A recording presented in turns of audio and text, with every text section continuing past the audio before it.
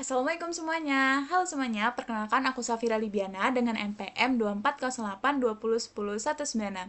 Aku dari Prodi Sistem Informasi dan saya di kelas Bela Negara G124.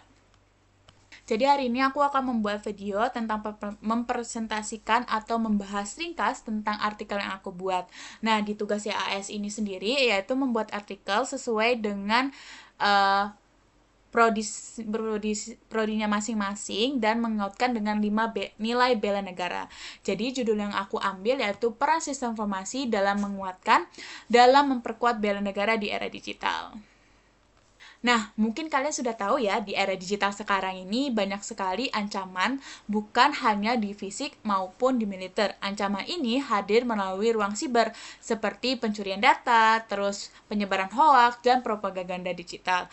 Lalu, apa sih peran sistem informasi atau sebagai mahasiswa informasi dalam memperkuat bela negara di era digital? Yuk kita mulai bahas di artikel ini dan mengingatkan 5 nilai bela negara.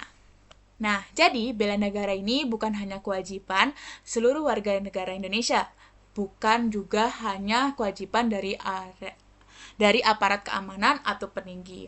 Di era digital sekarang, mahasiswa dan praktisi sistem informasi sendiri memiliki peran strategis dalam menjaga keamanan informasi dan ketahanan nasional. Nah, literasi digital dan kesadaran keamanan siber menjadi bagian penting dalam menjaga keancaman di non-militer. Nah, sebagai sistem informasi tidak hanya berfungsi sebagai alat teknis, tetapi juga sebagai sarana menjaga kedaulatan digital melalui propaganda, pengolahan data, keamanan siber, dan inovasi digital dan teknologi. Sebagai mahasiswa informasi dapat berkontribusi langsung bela negara di modern. Jadi, aku hari ini akan menautkan 5 nilai bela negara dengan prodi aku sistem informasi. Jadi, kita akan bahas dulu di nilai bela negara yang pertama. Nah, yang pertama yaitu cinta tanah air. Nah, cinta tanah air ini bisa melalui teknologi. Nah, cinta tanah air dapat diwujudkan dengan mengembangkan aplikasi dan platform digital untuk mendukung UMKM lokal di Indonesia. Selain itu juga, pembangunan sistem e-government dan digital budaya Indonesia juga menjadi bentuk nyata berkontribusi teknologi bagi bangsa. Dan yang kedua, nilai bela negara yaitu sadar berbangsa dan bernegara. Di tengah maraknya hoaks dan disinformasi, literasi digital menjadi kunci.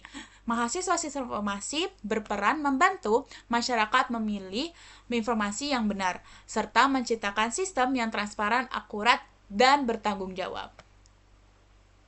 Dan nilai bela negara yang ketiga yaitu setia pada Pancasila.